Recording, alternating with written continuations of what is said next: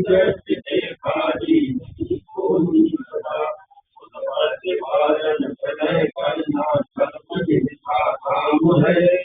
उन सच्चिदानंद प्रभु को बारंबार प्रणाम है। कैलाशी आश्रम निवासी अविनाशी हो वेद ज्ञान तथा दर्शन हो सुलभ है सदा नाम पति के चरणों की धूल। क्षेत्र और विरक्तियादि मस्तक नहाए हैं। अभिषेक होकर शहर शंख पर निवास करे।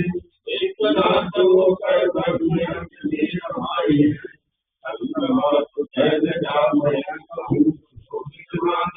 श्री शंकर जी हमारे रोम रोम में समाये हैं।